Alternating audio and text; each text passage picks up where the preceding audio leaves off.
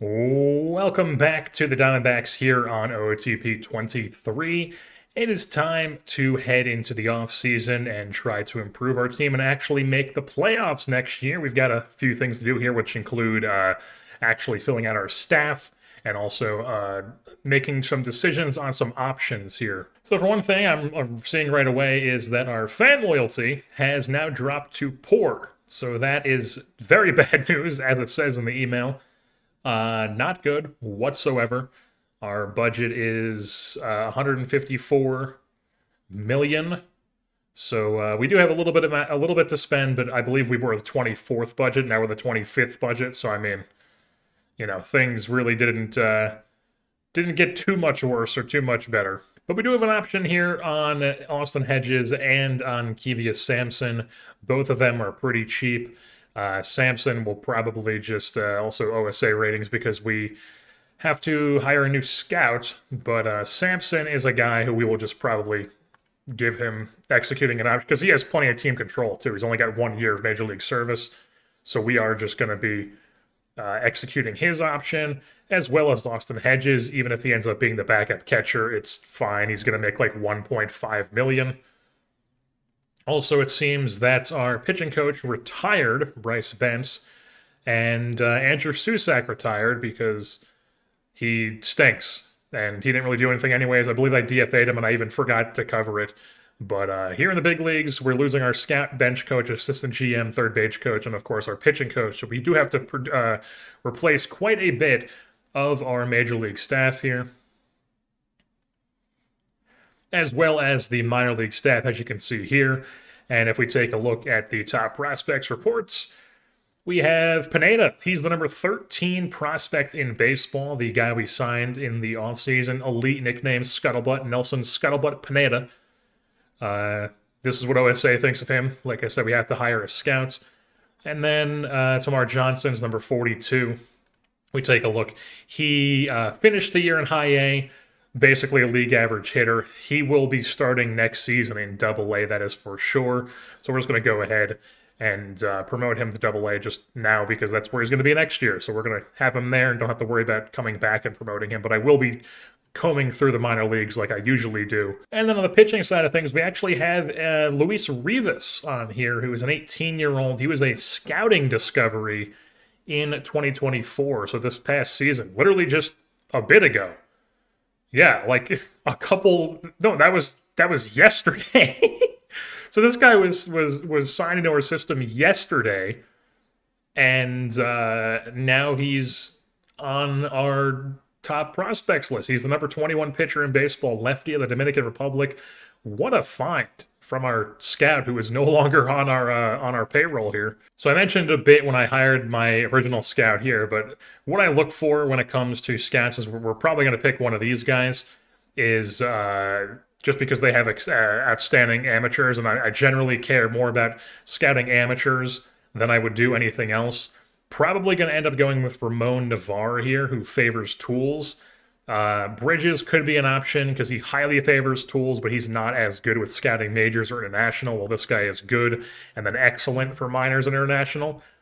I generally prefer guys who favor tools because I just feel like they recommend players and find players who I tend to like more than guys who favor ability, who tend to get more like they'll get you guys who can fill at your AAA level, but you're not really going to have any beasts unless you really luck out and find somebody. But so this Japanese guy, not really interested in him. We're probably going to go with this Dominican guy, Ramon Navarre, to be our scout here. So we're just going to go ahead, offer him a contract. He's not the most ideal scat, so I think we'll give him 4 years. Why not? We'll give him 4 years, bump this up to like, I don't know, just make it extra enticing to accept, like 785, and see if he accepts that to be our scouting director. I believe we're going to go with Brad Orosi here, 35-year-old from Houston, Texas, to be our pitching coach.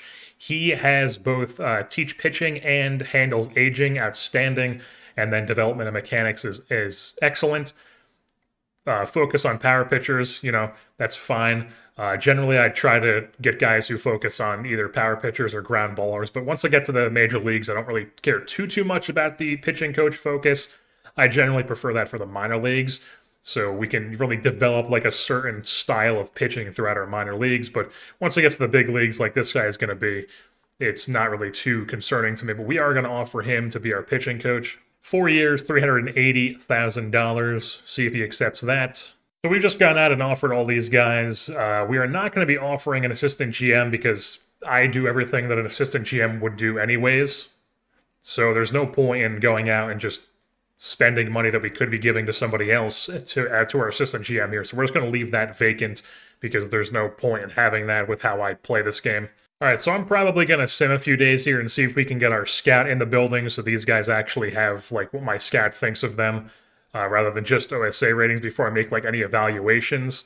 But just a quick little run through these guys. Obviously, we have Cade Cavalli, who unfortunately tore his flexor tendon. He's out for 7 months.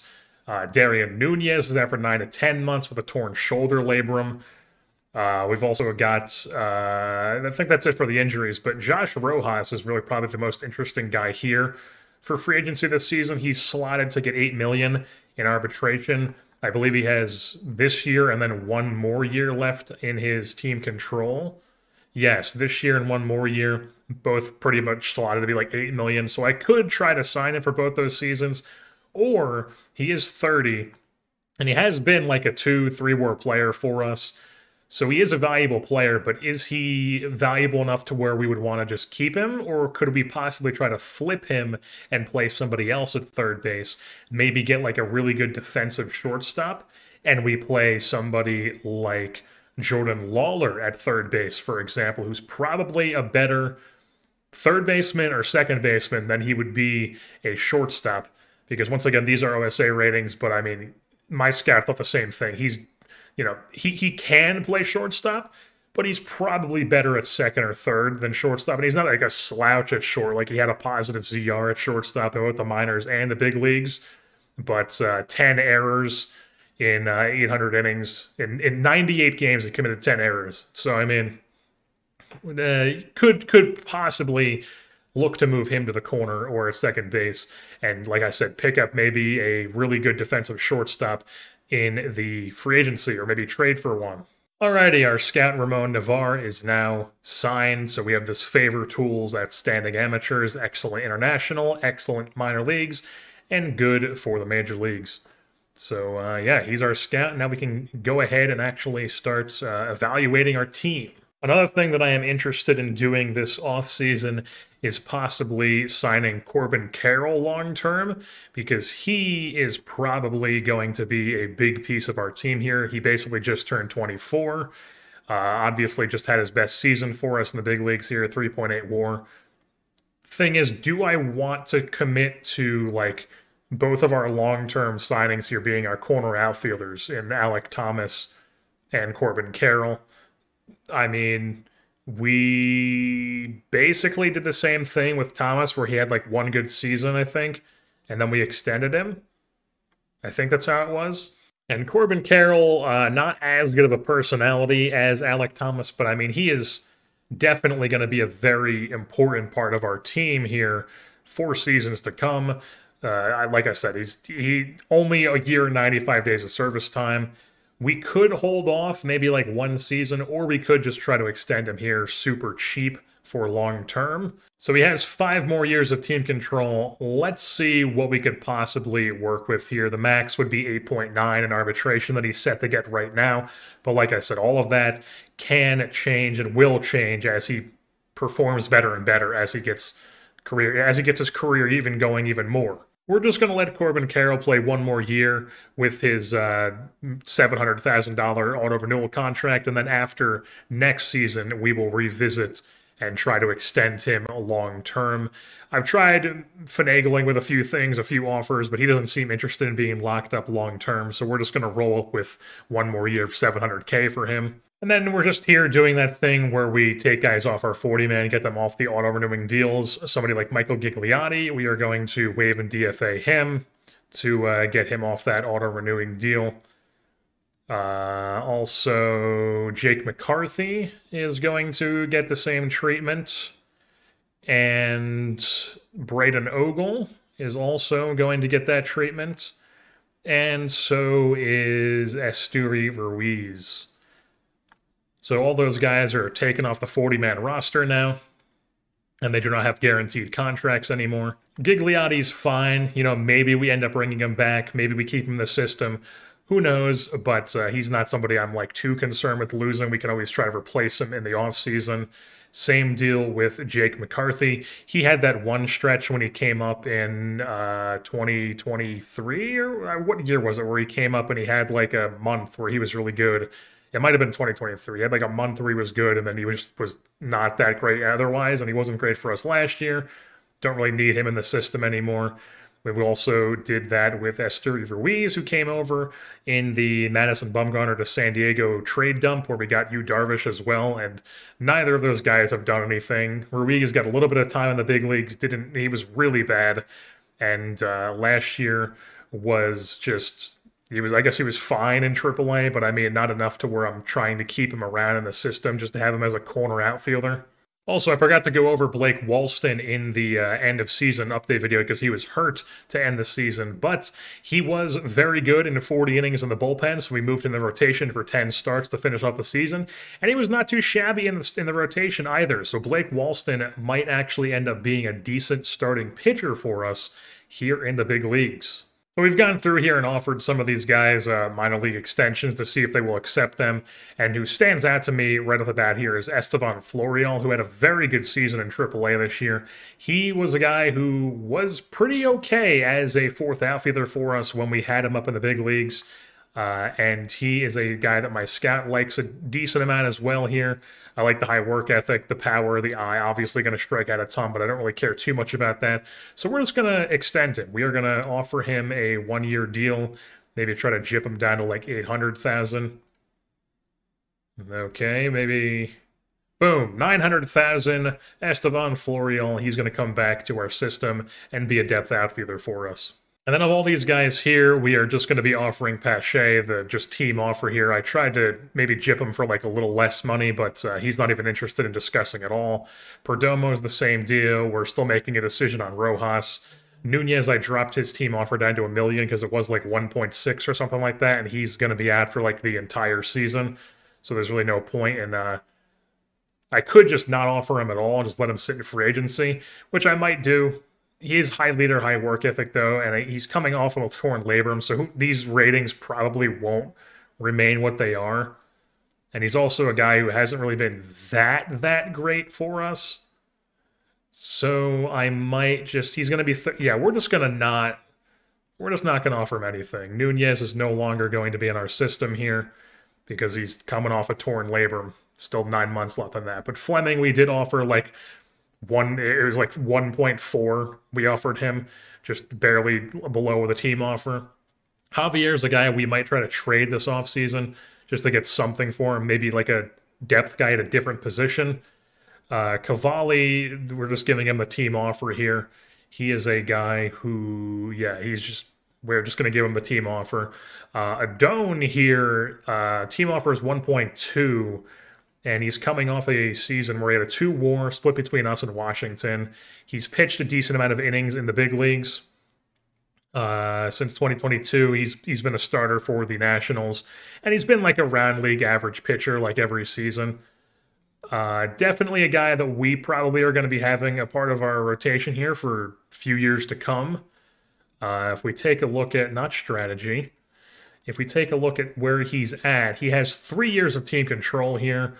1.5 is the last year of that, but we offer him an extension, and he wants a pretty big extension. Not really trying to give him $9 million, though. All right, I pissed him off to the point where now he doesn't want to resign at all, so we are going to be discussing with him at a later date, and for now he will just be getting the 1.2 team offer for one more season, because I'm not trying to sign him to almost $10 million after proving that he's not even like a 1 WAR pitcher consistently. And would you look at that, Austin Hedges gets the Gold Glove Award at the catcher position, even though not being our everyday catcher towards the end of the season. Cardinals get Edmund and Arenado. Shocker. Who is this? Chappelli? Picked him up in a trade with the Braves. Where is this? They sent Mike Clevenger to Atlanta, and Drew Waters and this Chappelli guy go to the Padres. Is he a real player? He is not. He entered as an international amateur from Cuba in 2022. And yeah, he's just all of a sudden Gold Glove player, walks a ton. He's a very interesting player. So our staff is now set here. As you can see, my man, Ozzie Guillen, he's the bench coach, baby. The king himself, he's back in the big leagues here on a major league staff. Now he's our bench coach. But But this is what the rest of our staff looks like. Rossi pitching coach, Abbott's still the hitting coach. The Belgian first and third base coach duo, Navarre's now our scouting director. And then down in the minor leagues, these are the new guys that we have hired to be our coaches in the minor leagues. I've done some shopping when it comes to Josh Rojas and in the trade market. There's really not anything out there that's standing out as something that I want to do. He doesn't really have as much trade value as I would have hoped. So I think we're just going to roll with one more year of Josh Rojas. He does have 2 more years of team control. So we're just going to let him get the arbitration offer, and maybe next season we'll be able to trade him or something. Or maybe we'll trade him later on in the offseason. We'll just have to see how things shake out. And I know I did mention that I might think about trading Zach Gallen, but I just feel like he's too good. He could be too good to let go of. So we're just going to let his contract play out here. And maybe he's going to be able to finally break out, because we're not trying to get rid of talent and bring in more young guys. We're trying to bring in talent and actually compete this year. And I feel like Zach Gallen being good would definitely, help out our chances of being good this season. All right, well, this is not ideal. Nunez, who is a guy we picked up from the Phillies over the trade deadline, I actually forgot to call him up from rookie ball at the end of the last season, so he spent a year in rookie ball. They had him in rookie ball too, for whatever reason. My scout obviously thinks he could pitch in the big league, so does OSA. He expects to be in the big leagues. I fully planned on re-signing him, but unfortunately, he does not want to come back to Arizona. Don't ask him again. You offer him a contract, and he's just totally pissed. So maybe we'll be able to get him in the offseason, but not the most ideal thing. Also, before I forget, we are going to waive in DFA Jonathan Bermudez here. 29-year-old lefty we picked up from the Astros a couple off seasons ago. He came over, I believe, with Christopher Sanchez. Sanchez has obviously been a very good reliever for us. Bermudez is not even good in the minor leagues. So we are just going to be waiving and DFAing him to get him off our 40-man and not give him the guaranteed deal. So Christian Javier doesn't really have any trade value either, so we're going to be doing the same thing with him. And then, as always, just a little check-in on who won the major awards. The National League's MVP was, of course, Joey Gallo. As we saw, hit 70 home runs. One thing I forgot to mention, because I was just so stunned by 70 home runs, was just how incredibly true outcome of a season it was. Literally, all he did was hit home runs, walk, or strike out. Less than 30% strikeout rate, but still a ton. Walked 18% of the time. 140 hits, 70 of them are home runs. Only 9 doubles. Single-digit doubles with 70 home runs. And then, just the rest of them are all singles, essentially. And I would imagine 259 average is probably the highest in his career. Batting average? It is indeed the highest batting average of his career, 259. While in the American League, the award goes to Mike Trout. Unfortunate news in real world coming out about him a couple days ago. The NL Cy Young goes to a closer. Giovanni Gallegos gets the Cy Young. 81 innings, the most relief appearances in baseball this season. 3 WAR, 229 ERA plus, struck out a ton of guys, 11K per 9. I mean, I guess it doesn't seem like that good of a reliever season that he should have won the Cy Young over like Aaron Nola, who I guess maybe the starters just didn't really have that good of a year comparative. But yeah, NL Cy Young goes to Giovanni Gallegos. And then the AL Cy Young goes to Tristan McKenzie of the Cleveland Guardians. Dr. Sticks is apparently his nickname. 4.5 WAR, 3 ERA, 3 FIP, 11K per 9. Solid year. The lowest BABIP in Major League Baseball. Very good year for Tristan McKenzie. It is November 18th. That means that the free agents have filed. We get Yonadona 1.2, Cade Cavalli at 1.1, Christian Pache at 1.2, Rojas at 8 million, and Perdomo at 1.1, all through arbitration. And let's time to dive into free agency here and see how we can improve our team.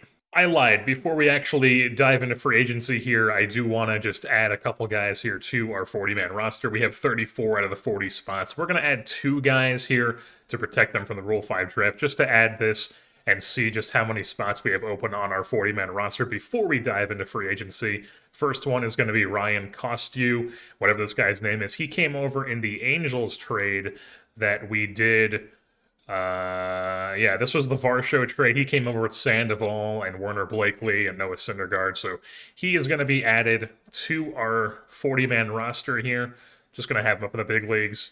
Might as well. Never mind, I didn't add him on that for whatever reason, so we're just going to promote from here. So Ryan Kostu comes up to the big leagues here, and then also Davison De Los Santos, potential first baseman for us this season. I probably would never play him at third base, but, I mean, he is definitely a power threat. He's still, like, halfway through to age 21, and, you know, never going to be, like, a super consistent bat, but, I mean, he could be a really, really good power bat for us. He's hit a ton of home runs, ton of doubles in the minor leagues, so we're going to call him up here and see if he's going to be able to do that for us. He might be our first baseman this year. I'm not sure, but we are promoting him to the big leagues, and that's where he'll be on the 40-man roster. Also, before we hop into free agency, just a quick little preview of what our team could look like here before we make any additions to it. So the rotation, as it stands right now, would probably be Sandoval, Gallen, Groom, Adone, and Walston. Cavalli obviously is hurt. He's not going to be ready for the season. But ideally, when he's back and he does his rehab and whatnot, he is going to be a guy who's slotted into one of these spots. While in the bullpen, right now we're rocking Sanchez as a stopper, Murphy, Stephan, and Fauché as the setup guys.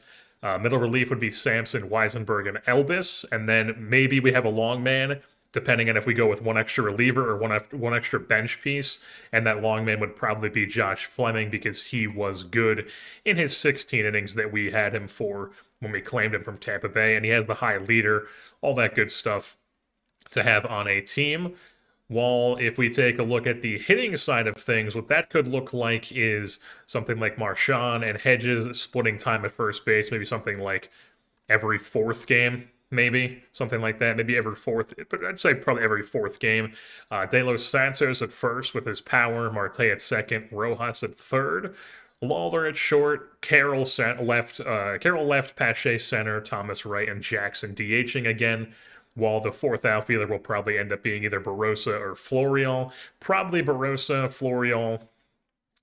He is out of options, so we would have to DFA him. So maybe Florial, and then Barossa would go down to AAA because he has options.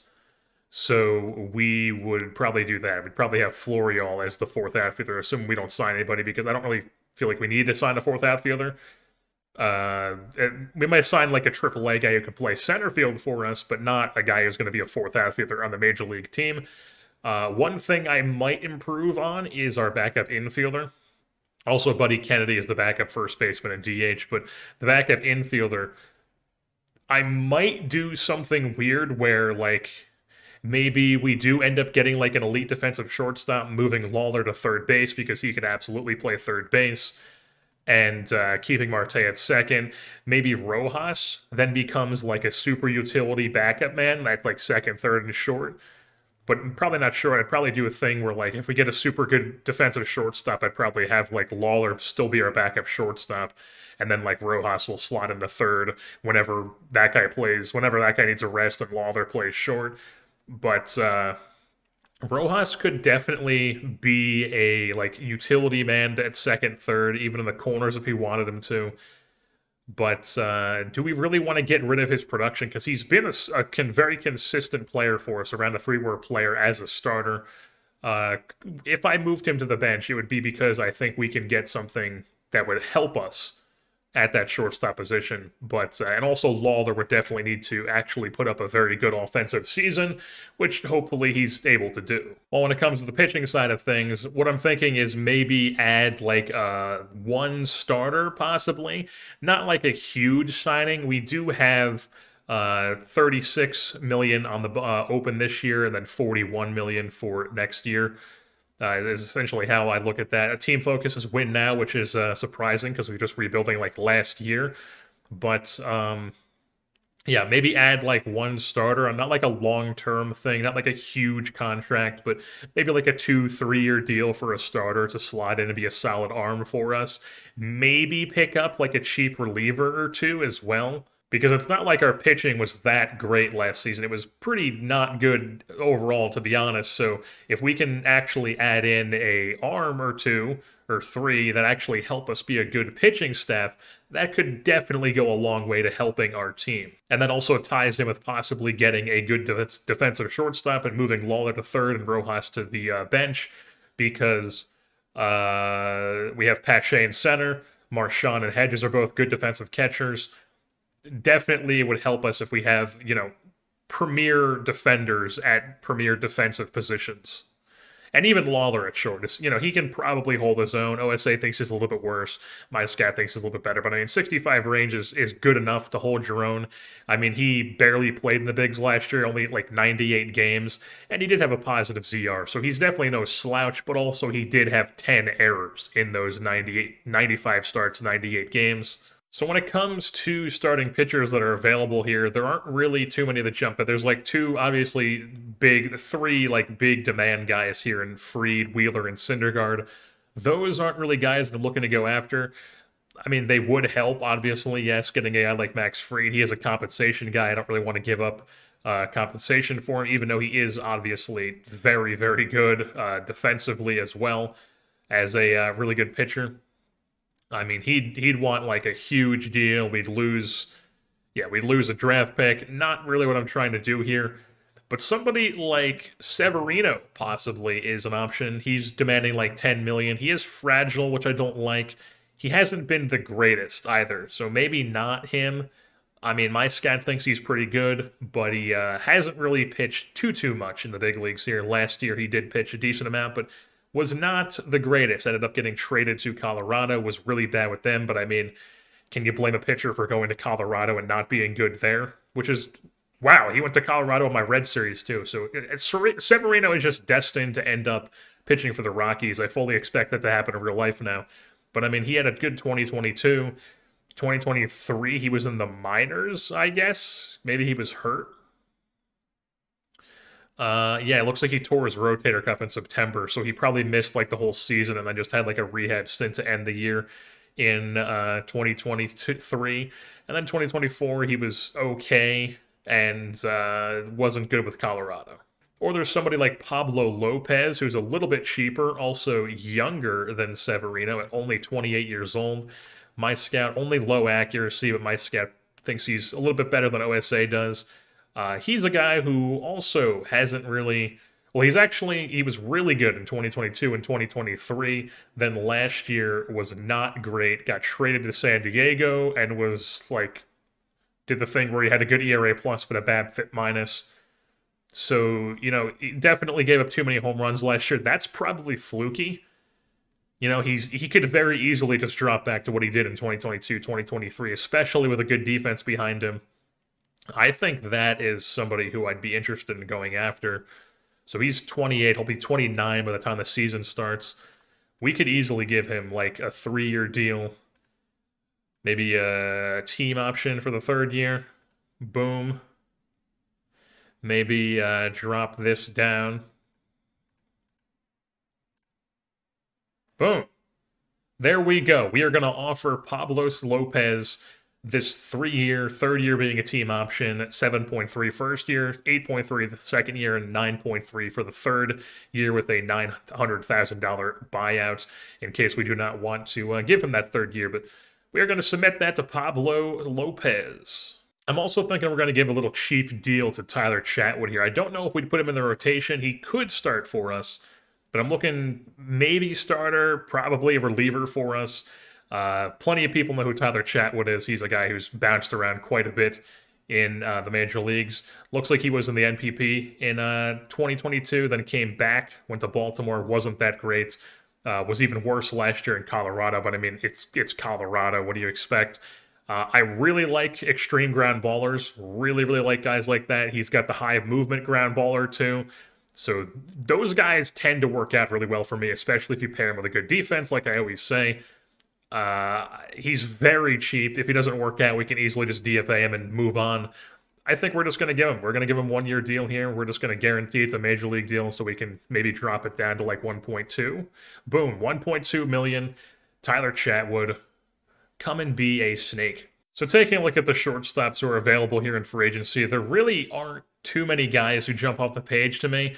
You know, there's these guys up here like Dansby Swanson, but he's not an upgrade defensively.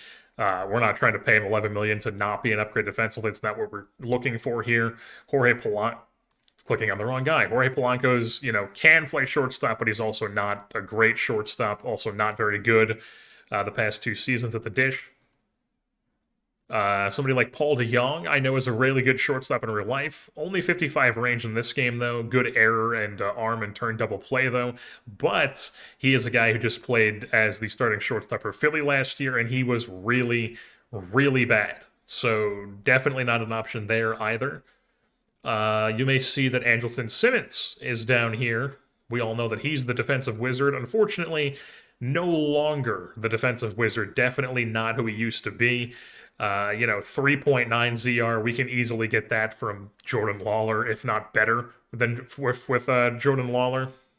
So Simmons definitely not what he used to be at shortstop.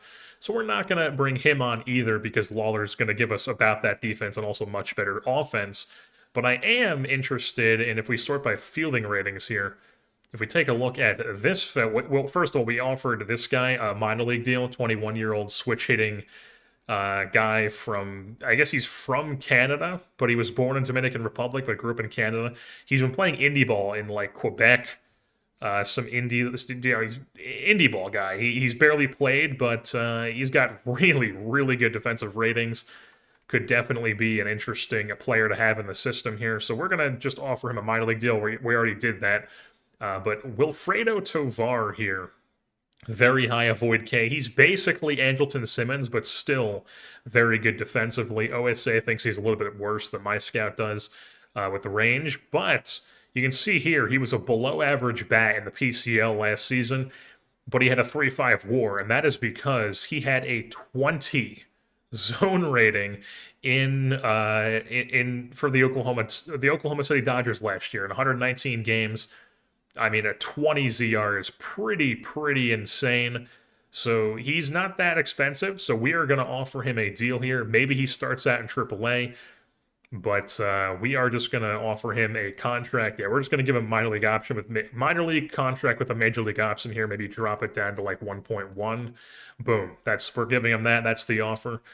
If he's not promoted after the first month, he will opt out. So that's something to be aware of, but I don't want to add him to the 40-man quite yet, so we're just going to do that with him. And somebody who I've had my eye on for a bit now, you can see he's on one of my short lists here, and that's like other teams who I have guys guys who I'm interested in. Nick Madrigal, very good contact hitter, never strikes out, has a decent amount of gap power too, can hit doubles, good base runner. Not the greatest defender, but good enough to play second base, maybe some left field as well. But maybe we play him at third a little bit as well, even though he's not the greatest there. But definitely like a backup infielder type for us. High leader, high work ethic, high intelligence. He's a personality class captain. Definitely a good guy to have on your major league team. Only wants like $2 million. Is a guy who spent last year in Iowa. And, he's never really gotten a shot in the big leagues with them. But he always hits when he does. He always has an above-average WRC plus here. Never strikes out. Very interesting player. So we're going to go ahead and offer him a contract here. Maybe dump it down to like 1.8. Boom, 1.8. He is fine with that. Nick Madrigal, please come to the Snakes. Just taking a look at who's available here as an outfielder, I see Brett Phillips, and I'm not going to sign him because he was really, really bad last season. Really bad in general with Texas. I mean, just not good at all. But I found it interesting because I'm like 80% sure that he also went to the Rangers in my Red series. And he was with the Rangers after Tampa Bay with us in this series as well. So pretty spooky stuff there, but he's not going to be on our team. Even if he is a good defender, he's just not worth it. All right, so I've been here negotiating with Luis Severino, and I'm thinking that we are going to offer him a 1-year, $11 million contract because we've been trying to give him a 2-year with the second year being an option at like 9.25. But he does not want that, and now he says that he wants one for 11. And his original offer was like 6 years, 11 million per. So we're just gonna go ahead and offer him this, Luis Severino. Boom, 1 year, 11 million. Obviously, my scout thinks he's pretty good. OSA thinks he's pretty good. If he can channel anything like 2022 for us, I would be happy with that. And if he doesn't work out, I'm fine with DFAing a guy like halfway through the season who's making, on a 1-year deal. If it doesn't work out, oh well. If it does, we hit big on a 1-year deal. All right, Pablo Lopez has now gotten an offer from St. Louis that apparently has topped ours, and definitely seems that way, but I am going to maybe bump this up to we'll give him an extra million each year. I'm fine with that. He ends up being a solid pitcher. This is definitely a decent deal for him. Sure. Boom. Please accept our offer. Alrighty, a few of our signings have gone through. So Tyler Chatwood has signed with us. He is now on the D-backs. We can put him on the active roster. Also, new leadership of Nick Madrigal has been added to our team. So he is now a member of our roster as well. We can add him to the active roster. We also offered this Terso Ornelius guy. He is going to be he's going to be in AAA for us. So go to AAA Reno. He is a guy who made a really fast track through the minor leagues for Seattle. And he just hit at every level, even hit a little bit in the big leagues where they called him up for a bit. Obviously, he didn't walk at all, but it looks like he was pretty much just a pinch hitter in those appearances. But it seems like he could be an interesting bat in the system, so we are having him in our AAA team. He is on one of these major league contracts if he is not added. If added to active secondary roster, he may opt out for free agency if not promoted before day 30. One of those major league or minor league contract with major league options, I should say. So who knows if he sticks around for long, but he is definitely going to be a part of our system here. And then we also got Wilfredo Tovar, who is that shortstop who apparently has dropped his range down to 65, which is not great. Wasn't it 70 when I signed him? I mean, he had the 20 ZR last year in AAA, so maybe. But we'll see how he's playing defensively to start this year, and maybe we call him up at some point. But for now, he is going to be in AAA Reno here and see how he does down there. Alrighty, we do end up getting Pablo Lopez. We do not have to give him any more money. That actually is going to be the final 40th spot on our 40-man roster here. And as you can see, today is the Rule 5 draft, so we're not going to have any open spots on our roster here. And we don't have too many guys here. We could lose that Ornelas guy. Aside from that, it's just like some minor league signing guys who we've picked up who are like very long shots to the big leagues here, like this guy, 17-year-old guy we picked up as a minor league signing. Guys like that, somebody like Antonini, who's a AAA catcher. I don't really care about losing him. Somebody like Armstrong, who's a AAA reliever. He could go. I don't really care too much. Warner Blakely, I mean, he'd be annoying to lose, but I doubt he gets taken in the Rule 5. So we're just going to hop into the Rule 5 here and see what happens. We have the 6th pick, but we're not going to be making any moves here. Alrighty, so we do end up not selecting anybody in the Rule 5 draft, and we did not lose anybody either, as I expected. It was a pretty light selection in the Rule 5 this year. Not too many guys out there. But it looks like Tyler McGill goes to the Mets, Berger goes to the Cubs, Garrett Cooper goes to the Cubs, and some guy from the Mariners goes to goes to the Mariners from the Pirates. So these two guys go from the Cubs to the Rockies and the Twins, and McGill goes from the Mets to the Tigers. I read that wrong. It was the other way around. All right, so I think we're done signing players at a free agency. Right now, this is what it looked like if we just this is what I think what we would roll with here when it comes to our lineups. I'm not sure. I want to keep Madrigal on the roster, so if we roll with Madrigal and Perdomo here as backup infielders, because Madrigal's not really a guy I want playing shortstop, and we don't really have any other guy on the roster who can be a backup shortstop. So Perdomo is just kind of there to fill that role. But if we do that, then we would have to move one of these guys out of the pen. So maybe like Chatwood or Elvis is not in this bullpen setup because we'd only be able to have 7 relievers instead of 8 if we keep this one extra bench piece, like I was saying. But it's pretty similar as it was when I was heading into free agency. We're going to roll with Lawler at short, Rojas at third, and then really Madrigal is the only addition here to the bats, while Florial will be the 4th outfielder, and Barossa is going to be the guy who goes down because he has options while Florial doesn't. And I'm fine with that. Florial was very good in AAA. He's been good as a backup. 4th outfielder before for us, so we're going to just have him in that role next year, or this upcoming season, I should say. Well, on the pitching side of things, it's going to be the rotation: Sandoval, Gallen, Lopez, Walston, and Adone. While the bullpen is Sanchez, Murphy, Stephan, Fauché, Sampson, Groom, and then, like I said, Elvis or Chatwood is going to be the odd man out. Chatwood does not have options, while Elvis does, so it's probably going to be Elvis who's the odd man out, if I had to guess, even though I would like to get him in the big leagues. He is, only 22, so he is a guy who can go down to AAA because he has options. But yeah, that's probably what we would do with him. Well, that's yeah. So let's just do that right now, just so we see what it looks like.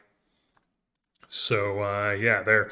I'd probably move Chatwood here and then make his secondary role long relief, and then boom, it would be. That's what our bullpen would look like. That's what our staff would look like, and this is what the depth chart with the bats would look like. And I think that's what we're going to be rolling into the season here with. Never mind, I totally forgot about Luis Severino, who we have with that 1-year deal. He favors our offer, so he should be signing here rather soon. We are going to have to open up a spot on the 40-man roster when he does sign, and I'd probably expect that to be somebody like... Yeah, it's probably going to be Jake Eater, who we picked up in the Nationals trade last year. He was just kind of the guy we added on to it, lefty guy who could be a decent reliever for us. Really, really like his personality, the high leader, high work ethic, but definitely a guy who, definitely the odd man out when it comes to the 40-man roster, so he would be opened up for Severino. And what we would probably do is Adone would probably stay, and maybe Walston would move to the bullpen, and then we'd have to open up somebody else, so... I mean, Fauché is the setup guy because he was decent in that role last year, but he's probably... I mean, he was so good in AAA. I mean, Jesus Christ. But, yeah, he's probably... He has option here, so he'd probably be the odd man out with the bullpen. So if we do get Severino, which I'm expecting us to, we would then move probably like Sampson or Groom to the setup role. Fauché would go down to AAA. Walston goes to the bullpen, and Severino just gets slotted into the staff. And we do end up getting Luis Severino. Fan interest increases slightly. We ink the deal, 1 year, $11 million for Luis Severino. So hopefully he is able to channel some of his previous self that he's been, like 2022 maybe. Highly doubt we get one of these Severinos, but that'd be cool if we did. So yeah, here we go. Jake Eater is the odd man out. He is waived and DFA'd, and Luis Severino is now on the 40-man roster. Alrighty, so we are here in the preseason, and I am thinking that we are going to go ahead and do the extension for Corbin Carroll. As we can see, he is on the books for $700K this year, $700K next year, and then it jumps up to 7.3, 10.5, and 13.7. This is just what it's projected to be right now. These could very well go up, and if we take a look...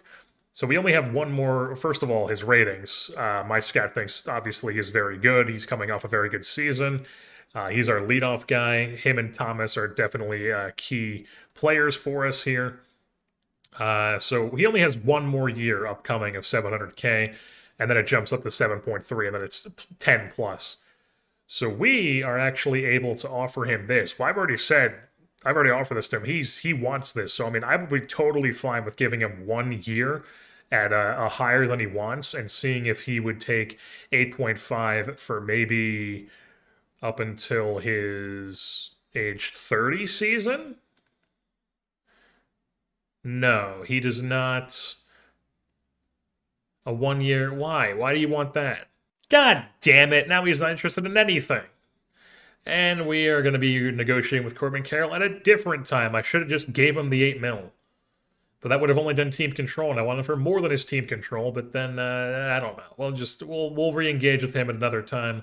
Alrighty, we are here in spring training. Before we start that, this is the roster we're going to be rocking with, the 60 guys who are on the spring training roster. Just going to scroll through this real quick so you can just get a glimpse at who is going to be spending spring training up in the big league squad, getting some ABs throughout spring. We will check back in at the end of spring when the lineups are set.